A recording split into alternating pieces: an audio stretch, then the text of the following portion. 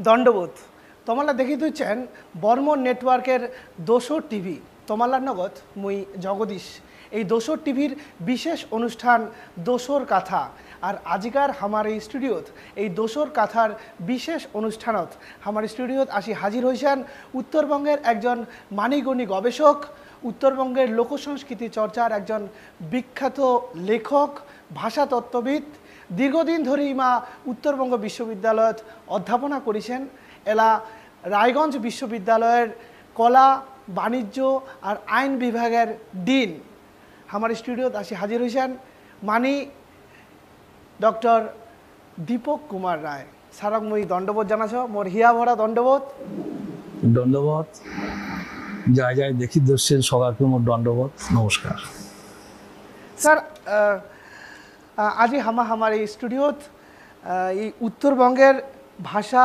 কৃষ্টি নিয়ে আলোচনা করিম বিভিন্ন বিষয় নিয়ে তোমার জানি চামো আমার দর্শক বেলাক তোমার জানাবেন এই আমার যে এই যে রাজবংশী এই যে সমাজটা এই যে রাজবংশী সমাজের যে এই যে মানসিকেলা তোমার একখান বইয়ত কইছেন রাজবংশী সমাজ আর সংস্কৃতির কথা নামক বইয়ত তোমার কইছেন যে রাজবংশী এই যে রাজবংশীগুলা ইমা এক ধরনের মঙ্গলীয় অ্যাকচুয়াল ইমা কি আসলে এই রাজবংশী একটা এমন একটা জনগোষ্ঠী যে জনগোষ্ঠী ভারতবর্ষত বসবাস করে বাংলাদেশত বসবাস করে ভুটানত বসবাস করে মায়ানমারত বসবাস করে নেপালত বসবাস করে এই দক্ষিণ পূর্ব এশিয়ার একটা বৃহৎ জনগোষ্ঠী আর এই জনগোষ্ঠীর যে এথনিসিটি তার যে এথনো কালচারাল অ্যাক্টিভিটিস তার যে ল্যাঙ্গুয়েজ প্যাটার্ন এগুলো নিয়ে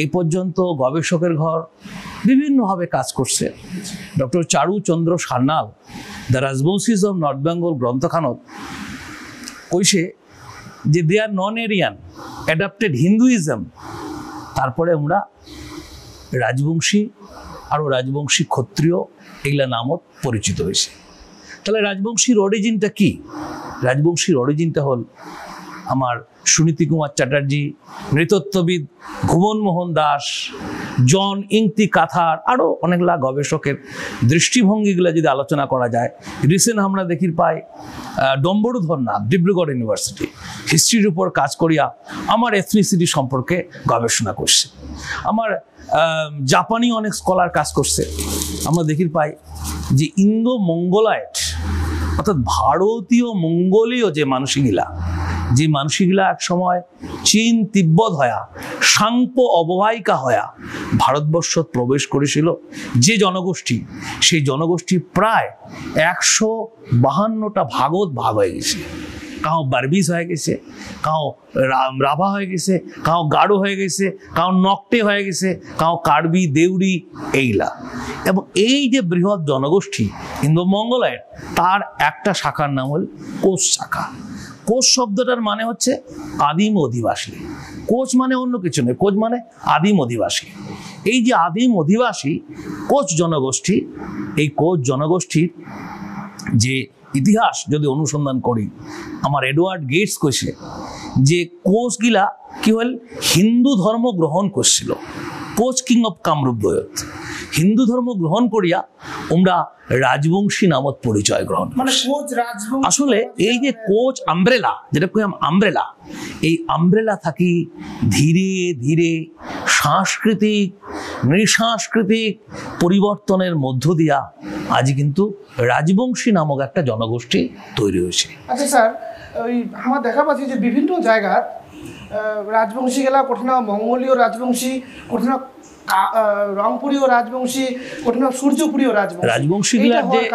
রাজবংশীগুলার যে ল্যাঙ্গুয়েজ রাজবংশী ল্যাঙ্গুয়েজ এটা আমরা কামতাপুরি ল্যাঙ্গুয়েজ কই না কারণ সেন্ট্রাল গভর্নমেন্ট দিল্লি সাহিত্য একাডেমি যেদিন ডক্টর গিরিজাশঙ্কর রায় রাজবংশী ভাষা সম্মান দিল সেদিন থেকে ধরে নিছি যেহেতু সেন্ট্রাল গভর্নমেন্টের একটা রেকগনাইজেশন আমরা এই ল্যাঙ্গুয়েজটা রাজবংশী ল্যাঙ্গুয়েজ হিসাবে আইডেন্টিফাই করেছি এটা নিয়ে অনেক রাজনৈতিক বা বাতাবরণ এগুলো থাকিবারে পারে কিন্তু academically that is Rajbanshi language আর এই ল্যাঙ্গুয়েজ এর মানসিকগুলা আজিও যে বৃহৎ অঞ্চলত বসবাস করে তার যদি আঞ্চলিক ভাষা বৈচিত্র্য আঞ্চলিক রূপ যদি অধ্যয়ন করা যায়, মুই মোর মতন করে অনুসন্ধান করে দেখছু যে প্রায় 26 রকমের বিভাগ আছে। যেমন দেয়ান ভাষা। দেয়ান ভাষা কোন অঞ্চল? দেয়ান ভাষা হচ্ছে কাছাড় উপত্যকা। যে মানুষগুলা এ ত্রিপুরার অগল বগলত এই যে কাছাড় ঝাঁপির বন্দর, তারপরে কাছাড় শিলচরের পার্শ্ববর্তী অঞ্চলত বসবাস করে, উমরা নিজেকে মনে করে আমরা দেহান রাজবংশী। দেহান মানে দেওয়ান। দেওয়ান মানে চিলারা একসময় দেওয়ান ছিল, নরনারায়ণের ভাই চিলারায় সেনাপতি, এই দেওয়ানের বংশধর আমরা, কাজে উমরা মনে করে দেওয়ান রাজবংশী। আচ্ছা, ধুলিয়া রাজবংশী কাউ কাউ মনে করে যে আমরা যে অঞ্চলত বসবাস করি ওইটাই আমার আইডেন্টিটি। যেমন সূর্যাপুর পরগনা, সূর্যাপুর পরগনা রাজবংশীগুলো মনে করে আমরা সূর্যাপুরিয়া রাজবংশী। রংপুরের মানুষগুলো মনে করে, এগুলো কিন্তু স্থানিক পরিচয়, এগুলো কিন্তু সামগ্রিক পরিচয় নয়। সামগ্রিক পরিচয় হল রাজবংশী, কারণ রাজবংশী এই যে নামটা এটাও একটা আমব্রেলা আইডেন্টিটি, এর মধ্যে অনেকগুলো। যেমন দিনাজপুরের মাসিগুলা কাউ কাউ আইডেন্টিফাই করছে যে আমরা দেশিয়া, আমরা পলিয়া, আমরা কি কয় দোভাষিয়া। আমার ডিএস সান্ডার্সের রেকর্ডও আমরা পাই যে ডুয়ার্স অঞ্চলত একটা রাজবংশীর একটা subgroup, that is Dobhashiya. আর ডিএস সান্ডার্স কয়েক যে দোভাষিয়া গ্রুপের মধ্যে দুটো ক্ল্যান ছিল, গোত্র ছিল, এই গোত্রগুলোকে আর পাওয়া যাওয়া হচ্ছিল। তার মানে এই ক্ষত্রিয়াইজেশন মুভমেন্টের পাছত আমার গোত্র হয়ে গেল কাশ্যপ। আসলে এই রাজবংশী জনগোষ্ঠীর নিজস্ব গোত্র ছিল, নিজস্ব আইডেন্টিটি ছিল। এলাও এই আইডেন্টিটিগুলা বিভিন্ন সোশিও কালচারাল, বিভিন্ন এথনো কালচারাল অ্যাক্টিভিটিসের মধ্যে কিন্তু আছে। কাজে এই যে পরিচয়গুলা, স্থানিক পরিচয়গুলা, তার থেকেও বড় পরিচয় that is we are Rajbanshi. মানে তোমার কথা হচ্ছে যে মানে ভৌগোলিক পরিমণ্ডল অনুযায়ী বিভিন্ন জায়গা থাকি পারে, কিন্তু আসলে ইমার সবাই একটা আমব্রেলা, একটা ছাতার ভিতরে এটা সবাই মানে রাজবংশী।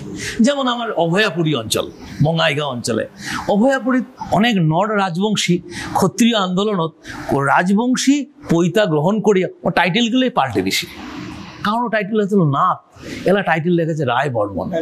কারো টাইটেল ছিল দাস, যেগুলো জলদা কমিউনিটি, আমার টাইটেল হয়ে গেছে রায় বর্মন। তার মানে অরাজবংশীগুলো এই রাজবংশী আমব্রেলা ঢুকিয়ে গেছে।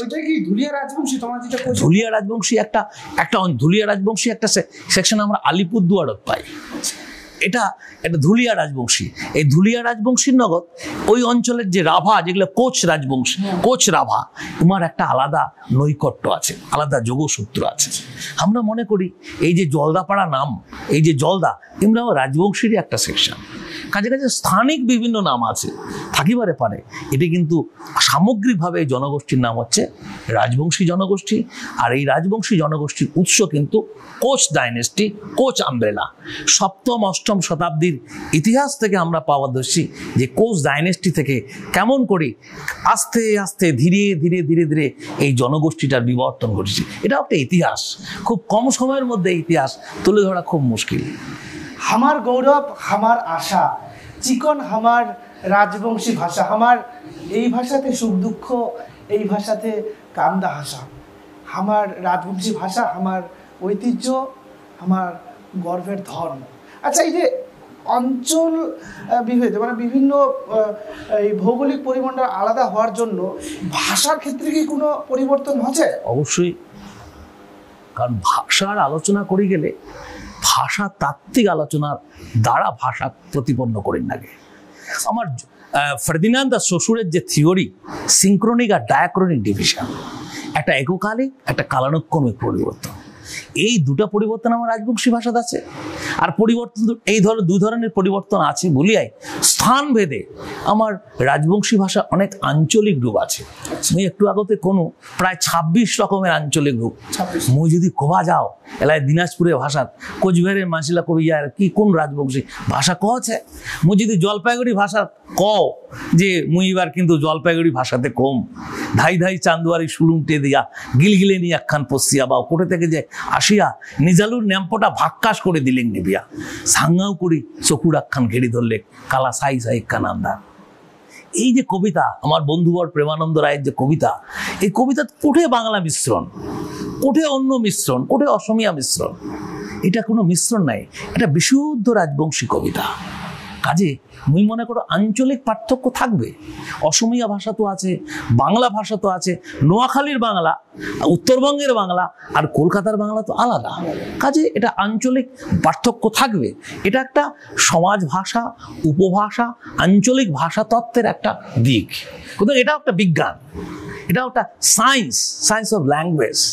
ভাষা বিজ্ঞানের নিরিখে এটাকে বিচার করা দরকার। আচ্ছা স্যার, স্থান ভেদে তো ভাষা আলাদা আলাদা হচ্ছে, তার মানে তো তোমার কথার পরিপ্রেক্ষিতে আমরা এটা কভার পারি যে তার মানে কি এই কালচারটাও কি আলাদা হচ্ছে? না, আমার যে রাজবংশী কালচার তার কতগুলো প্রিমিটিভ ট্র্যাডিশন আছে।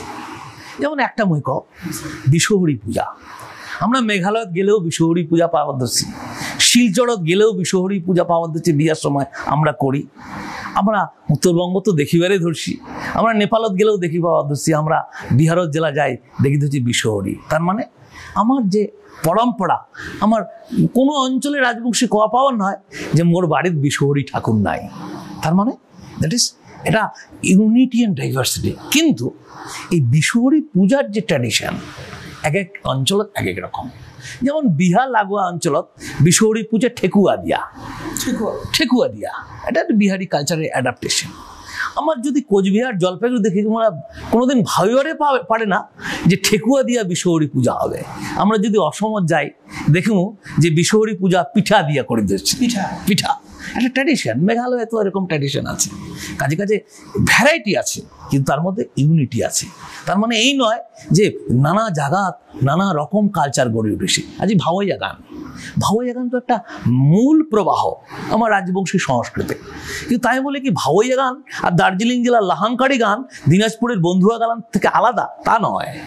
একটা নদী জেলা বড় হয়, একটা নদী জেলা ডাঙর দীঘল হয়, ছোট ছোট ছোট ছোট নদী আসিয়া ওটা যুক্ত হয়।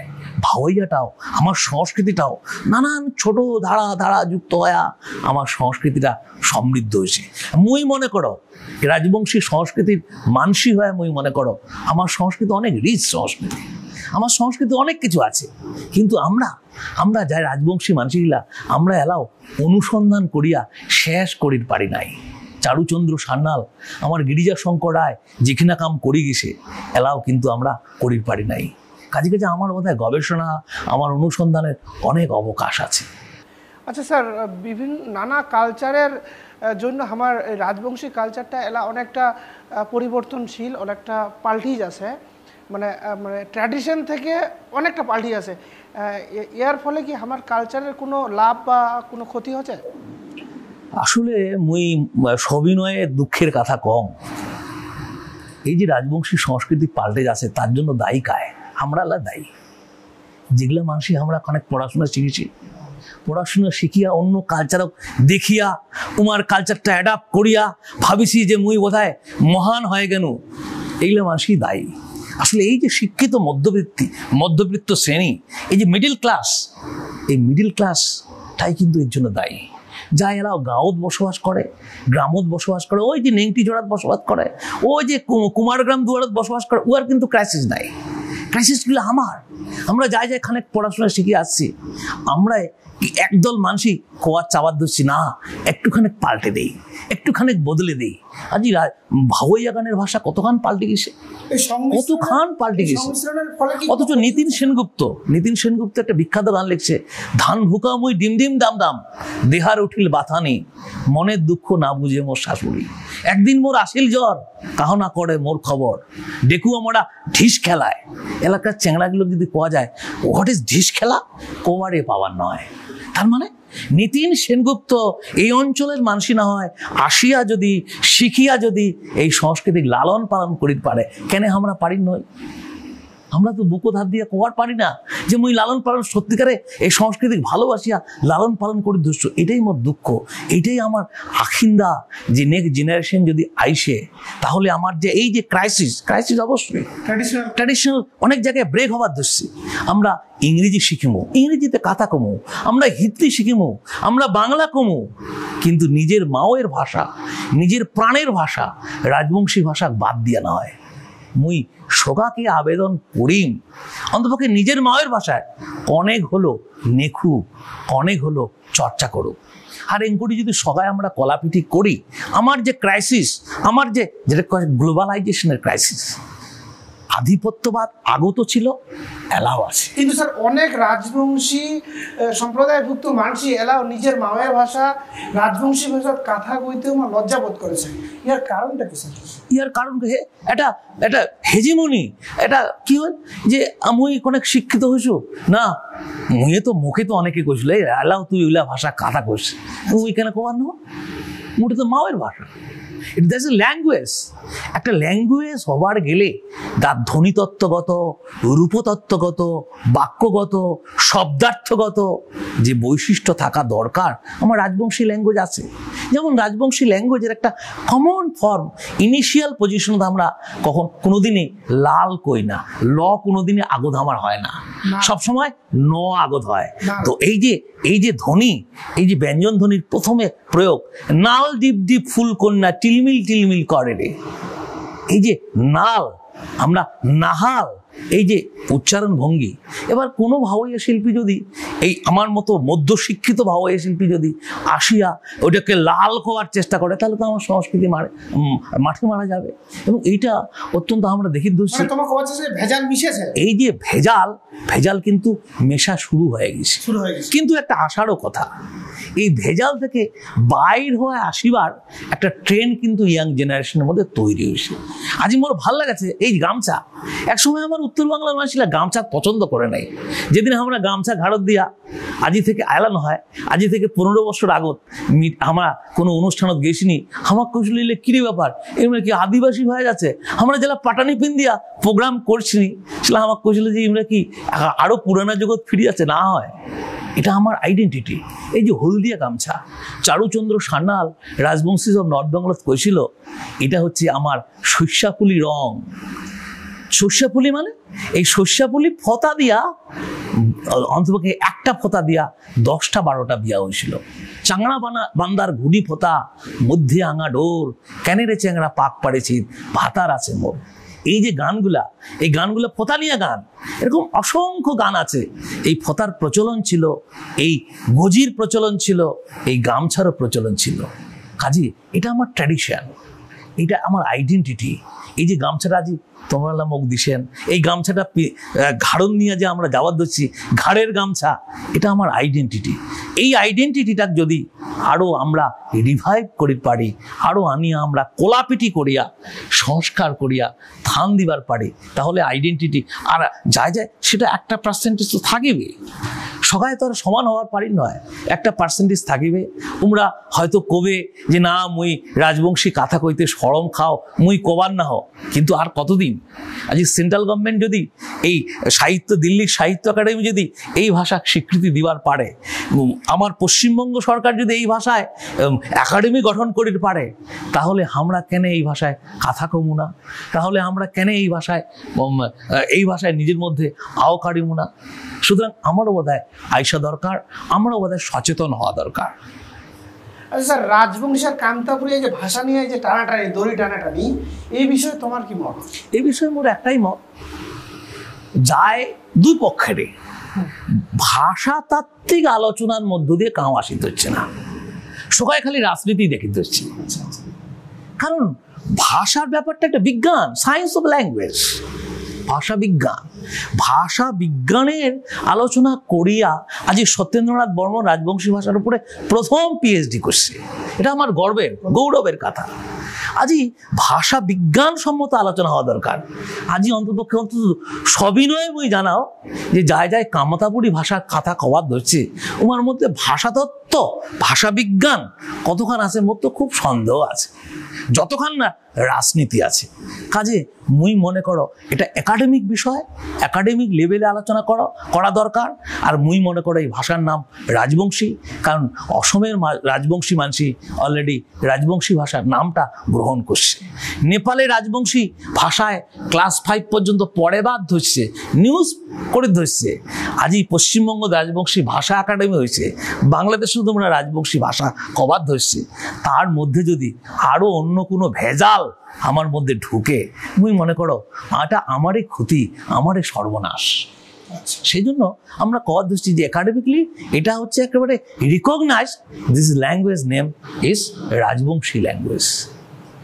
আচ্ছা স্যার, আরেকটা বিষয় আমার জানির চাবো যে এই যে ভাষা, তারপরে এই যে সংস্কৃতি নিয়ে যে বিভিন্ন ধরনের সিদ্ধান্ত নেওয়া হচ্ছে, এটা কতটা সঠিক বা ভুল কতটা, এটা কায় ঠিক করবে? আসলে এই নেওয়া হচ্ছে, এটিও তো একপালা গান আছে, কায় নেছে, কায় ঠিক করেছে, এগুলো তো আমরা জানি না। কাজে যাই নিক আর যাই ঠিক করুক, এটি বিশেষজ্ঞগুলোর সঙ্গে আলোচনা করিয়া ঠিক করা দরকার। যদি বিশেষজ্ঞর নগদ আলোচনা করা না যায়, তাহলে কি হবে, সংস্কৃতি ক্ষতি হবে, যেটা আমার উত্তর বাংলার খবর দৃষ্টি। একদল লোক খবর দিচ্ছে এই নামকরণ ভালো, তাহলে মনে পরের দিন পুরোপুরি সূর্যপুরিয়া ভাষা দাও, দেশিয়া ভাষা দাও, পলিয়া ভাষা দাও, কি বলে দোভাষিয়া ভাষা দাও, দেহান ভাষা দাও, নানা রকম ভাষা দাও। আসলে এই যে ভাষা তত্ত্বগত আলোচনা, সেটার বড় অভাব। মুই মনে করো ভবিষ্যতে নেক্সট জেনারেশন রাজবংশী ভাষা নিয়ে আলোচনা করবে, আলোচনা হবে। আর মুই তো মনে প্রাণে বিশ্বাস করো, যদি কোনোদিন এস্টাবলিশ হয় এই ভাষা, সেদিন একটা নামই থাকিবে, this is Rajbanshi language. Rajbanshi ভাষা একাডেমি, এদিকে কামতাপুরী ভাষা একাডেমি, অনেক ধরনের উন্নয়ন পর্ষদ, উন্নয়নমূলক অনেক ভাতা, শিল্পী ভাতা থেকে শুরু করে ভাষা নিয়ে যায় গবেষণা করেছে, উমারও নানা ধরনের সহযোগিতামূলক সরকার উদ্যোগ নিছে। আদেও কি ভাষাটার কোনো ডেভেলপ হয়েছে? আসলে যে কোনো সরকার, ওই কোনো সরকারকে দোষ দেওয়ার চাও না। যে কোনো সরকারে জেলা কোনো কিছু কাজ করে, উমার একটা উদ্দেশ্য থাকে, স্বাভাবিক ব্যাপার। কিন্তু যাক যাক আমার ওঠে বসাইছি, যে মানসিগুলা আমার রাজবংশী মানসিগুলা আমার ওটা বসছে, তোমার ভাবা উচিত যে মুখ কি কারণে এটা বসাইছে। মুখ তো বসাইছে ভাষার উন্নতি করার জন্য, মুখ বসায় না এটা রাজনীতি করার জন্য। কাজে কাজে এই হুঁশটা আমার অনেকেরই নাই। মুই হয়তো ওই পত্তাত বসনু, মুই হয়তো চেয়ারম্যান হয়ে গেল, কিন্তু মুই ভাষার কথা যতখান না কছো, তার থেকে রাজনীতির কথায় বেশি কছো। তাহলে কি আর হবে? এটা গভর্নমেন্টকে দোষ দিয়ে লাভ নাই। গভর্নমেন্ট উন্নতি চাচ্ছে, গভর্নমেন্ট একাডেমি করছে, কিন্তু তোমরা যদি নিজের ভাষার উন্নতি করে না পারেন, তা গভর্নমেন্টকে দোষ দিয়া লাভ হবে? এটা কোনো উপায়? এটা উপায় আমার নেক্সট জেনারেশন, ইয়াং জেনারেশন আসা দরকার, শিক্ষিত জেনারেশন আসা দরকার। যে কারণে পঞ্চানন বর্মা বারবার কইছে যে ছাওয়াগিলা স্কুলত পাঠাও। মানে শিক্ষা সচেতনতা না হলে এই সংস্কৃতি, এই ভাষা বাঁচিবার না হয়। তোর আশা সবাই করুক, তুই যদি কাহারও আশা না করিস। এটা আমরা 27শে মাঘ করি, পহেলা ফাল্গুন করি, কিন্তু পঞ্চানন বর্মার যে অ্যাকচুয়াল আদর্শ, সেটাকে আমরা মানি না। তোর আশা সবাই করুক। আজ অনেকে কয় যে পঞ্চানন বর্মা নাকি কামতা বিহারী ভাষা কয়া গেছে। মুই এঠে খবর চান পঞ্চানন বর্মা কামতা বিহারী বা রাজবংশী বা কোচবিহারী কইছে। পঞ্চানন বর্মা যে কামতা বিহারী টার্মটা ইউজ করছে, সেইটা আমার আসলে কোচবিহারী ভাষার উপরে। সামগ্রিকভাবে এই ভাষার নাম পঞ্চানন বর্মা কইছে রাজবংশী ভাষা। প্রমাণ বঙ্গীয় সাহিত্য পরিষদের রংপুর শাখায় পঞ্চানন বর্মার যে ভাষণের মধ্যে পরিষ্কার উল্লেখ আছে। স্যার, আরেকটা বিষয় আমার জানির চাওয়া, রাজবংশী জাতির জনক রায় সাহেব ঠাকুর পঞ্চানন বর্মা ক্ষত্রিয়করণ করেছিল, পৈতা পেঁদাইছিল। তো এই বিষয়ে মানে এই যে ক্ষত্রিয়করণ করেছে, এটা কতটা প্রাসঙ্গিক মানে সেই সময় দাঁড়ায়? পঞ্চানন বর্মা যে ক্ষত্রিয়করণ করছে, ক্ষত্রিয়করণটা হচ্ছে একটা সংস্কার আন্দোলন, নট আইডেন্টিটি। আচ্ছা, এরা অনেকে কথা দিচ্ছে ক্ষত্রিয় আমার আইডেন্টি, না, ক্ষত্রিয় আইডেন্টিটি নয়, সংস্কার আন্দোলন। সেই যে সময় পঞ্চানন বর্মা এই সংস্কার আন্দোলন করেছিল, তার প্রয়োজনীয়তা ছিল, অস্বীকার করার উপায় নেই। মানে পলিটিক্স কোনো না, সামাজিক কারণ ছিল। সেই সময় পঞ্চানন বর্মা যদি আমার রাজবংশী মানসিলা এই পৈতা নিয়া ক্ষত্রিকরণ আন্দোলন না করিল হয়, আমার সমাজের এই অবস্থাটাও থাকিল না হয়। কাজে এই সংস্কার আন্দোলনের একটা প্রয়োজন আছে। তার মানে এই নয় যে আমার ক্ষত্রিয় আইডেন্টিটি, অর্থাৎ আমার সমাজটা ওই যে বর্ণবিভাজিত সমাজের মধ্যে নয়, ক্ষত্রিয়করণ করার ক্ষেত্রে কি কোনো ব্রিটিশ পলিটিক্স কি কোনো কাজ করেছে? ব্রিটিশ পলিটিক্সের থেকেও বেশি কাজ করছে আমার হিন্দু মহাসভা। আচ্ছা, হিন্দু মহাসভার অনেক মানুষই এই ক্ষত্রিয় আন্দোলনের লগত যুক্ত হয়ে গেছে। কাজে এটা একটা প্রভাব, অর্থাৎ এটা যুগগত কারণ। 19 শতকের যদি সংস্কার আন্দোলন দেখা যায়, খালি রাজবংশীরা তো ক্ষত্রিয় হয় নাই, ক্ষত্রিয় হয়েছে খেনগিলা, খেন সমাজ ক্ষত্রিয় হয়েছে, ক্ষত্রিয় হয়েছে কায়স্থ সমাজ, ক্ষত্রিয় হলে রাভা সমাজ, ক্ষত্রিয় হয়েছে তামিলনাড়ুর মাসিগিলা, ক্ষত্রিয় হয়েছে আমার কি বলে আমার বীরভূম বাঁকুড়ার পাজা যে যার টাইটেল, ওনাও তো ক্ষত্রিয় হয়েছে, ক্ষত্রিয় হয়েছে আমার মালো রাজবংশী সমাজ। খালি রাজবংশী ক্ষত্রিয় হয় নাই তো, ক্ষত্রিয় হচ্ছে পৌণ্ড সমাজ। মহেন্দ্রনাথ করণের নেতৃত্বে খুলনাত যে ক্ষত্রিয় সভা হল, সেটা তো পৌণ্ডগুলা ক্ষত্রিয় পন্থা অবলম্বন করলে, ক্ষত্রিয়করণের মধ্য দিয়ে, সংস্কারের মধ্য দিয়ে আমার সমাজটা পাল্টে নেই। তার মানে এই নয় মধ্যে কি আমার কোচবিহার রাজবাড়ির রাজাগেলার কি কোনো মানে কোনো অবদান আছে বা অবদান কি আছে? ক্ষত্রিয়করণ আন্দোলনে প্রথম দিকে রাজাগুলার অবদান ছিল না, কিন্তু আমরা যদি রংপুর সাহিত্য পরিষদের রেকর্ড আর আমরা যদি শশীভূষণ ফৌজদারের লেখা বইগুলা পড়ি, শশীভূষণ ফৌজদারের জন্মস্থান হল অসমের বঙাইগাঁও জেলার ফৌজদার পাড়া, এলাও আমার পূর্বপুরুষগুলা বাঁচি আছে, নাতির নগর মোর মাঝে মাঝে কথা হয়। এই শশীভূষণ ফৌজদারের যে ইতিহাস, কোচ রাজবংশী ক্ষত্রিয় সমাজ, দেখো কোচ রাজবংশী ক্ষত্রিয়, সেই সময় ভাবিছিল 1955 এই গ্রন্থ। আর খিলেন্দ্র রাজবংশী 1955 লিখেছিল কাছাড় উপত্যকা, সেটা হল শিলচর, ওটা বসিয়া কোচ রাজবংশী দেহান ইতিহাস। এই বইগুলো যদি পড়া যায়, 1935 কাছাড়ের রাজবংশীগুলো প্রথম ক্ষত্রিয় হইল। তারপরে আমরা দেখি যে ডিমাসাগিলাও তো বর্মন টাইটেল লেখে, রাজবংশীলাও তো বর্মন টাইটেল লেখে, এবার দুই দলে তো ঝগড়া হয়ে যাবে। তখন খিলেন্দ্র রাজবংশী বিশ্বনাথ রাজবংশী সিদ্ধান্ত গ্রহণ করলে টাইটেলটা পাল্টেবার হবে, কাছাড়ের রাজবংশীগুলার টাইটেল এলা রাজবংশী। আপনার 50 ওরা রাজবংশী টাইটেল নিল, যে ডিমাসাগুলো যদি বর্মন টাইটেল নেয়, যেমন চন্দ্রকুমার বর্মন ডিমাসা ভাষার কবি, হ্যাঁ ডিমাসা ভাষায় বৈষ্ণব পদাবলী লিখছিল, তাহলে আমরা তো হারে যাবো, আমরা ব্যাক করে নিয়ে গিয়ে। তার মানে এটা ক্ষত্রিয়করণ একটা সামাজিক আন্দোলন, ক্ষত্রিয় কোনো আইডেন্টিটি নয়, ক্ষত্রিয় একটা সামাজিক আন্দোলন। পঞ্চানন বর্মা যে সামাজিক আন্দোলন করছে, আমরা শতবার সাধুবাদ জানাই। হ্যাঁ, যে পঞ্চানন বর্মা ওই সময় ক্ষত্রিয়করণ মুভমেন্ট না করলে আমার মানসিকগুলো আরো ধর্মান্তরিত হয়ে গেলে। কেন?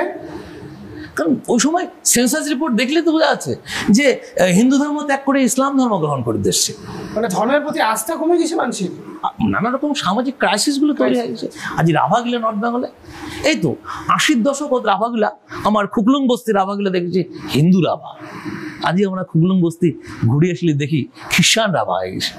তার মানে এই যে প্রক্রিয়া, এই প্রক্রিয়াটার একটা সমাধান রায় সাহেব পঞ্চানন বর্মা আমার করে গেছে। কাজে কাজে এই ক্ষত্রিয় আন্দোলনের একটা প্রাসঙ্গিকতা আছে। আর পঞ্চানন বর্মা